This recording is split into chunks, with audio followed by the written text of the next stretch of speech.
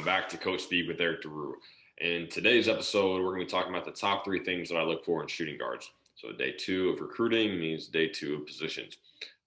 Yesterday, I went through the point guards. So if you're a point guard and you want to see those top 3, check back in my video logs to see the top 3 things I look for in a point guard. But today, it's all about the shooting guards. So let's go right into it. Top 3 things I look for in a shooting guard. The first, and what I believe is probably the most important for me, is the ability to score in multiple ways. That's number 1. Score in multiple ways. From the 3-point line, being able to get and finish in the rim, off the dribble, everything that encompasses scoring in multiple ways, being able to, I won't say leak out, but sprint the court and transition for a layup. Every aspect of scoring is in your bag to some way or degree. That's what I love about scoring guards. Shooting guards, scoring guards.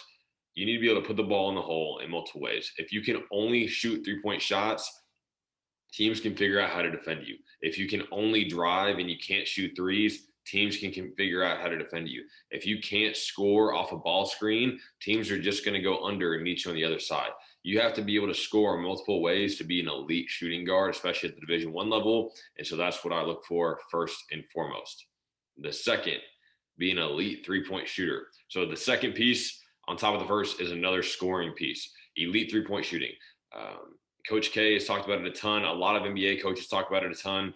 Spot up threes are so valuable, and people overlook them so much in the development process of shooting guards for whatever reasons. Everyone wants to use cones and finishing moves and things off the dribble, which is great. It was obviously part of my number 1 in scoring and shooting guards, what I look for. But number 2, the development of shooting and making spot up threes is high for me. I want high efficiency shooters. I don't want mass shooters, someone that can just jack it up a bunch of times and feel confident. I want someone that's going to put the ball in the hole at an efficient rate. Early on in development, I think 35 to 36% from 3 is good. My goal is to get every one of our shooters above 40%. Almost every year that I've been at HCU, we've gotten at least 1. A couple of years ago, we had 3 starters above 40%. And that's always my goal, is to get spot-up shooters shooting above 40% in consistent gameplay. So that was number 2. And number 3, being able to defend your position as well and consistently as possible. Obviously, you want great defenders who can defend multiple positions. But when I look for shooting guards, I need you to be able to lock up another player just like you. I want my shooting guards to be long, athletic wings that can score in multiple ways, that are elite 3-point shooters. But I also want them to be able to defend the same thing that they're putting up against other defenders. Someone that wants to get stops and wants to play defense. If you don't have a good wing that wants to play defense, it's going to be hard to get stops consistently as a team, because usually someone's leading scorer is traditionally their perimeter players. So again, the 3 things I look for: score multiple ways, be an elite 3-point shooter, and to be able to defend your position consistently. Other things that I considered is finishing at the rim at a high efficiency. Obviously, my number 2 was 3-pointers. Number 4 might have been finishing at the rim at a high efficient rate. A lot of people can get to the rim, but as I watched a ton of games today, people are trying to score.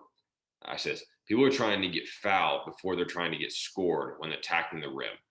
That's my biggest struggle. People are literally just trying to body themselves into the defender, hoping that the ref calls it and throwing up a shot, hoping that it goes in and hoping that they get a foul called, instead of going to score every time you're inside the paint and strong enough and confident enough that if you get a foul, great. If you don't, the ball's still going in the hole. So that probably would be number 4 for me, is efficient scoring in the paint.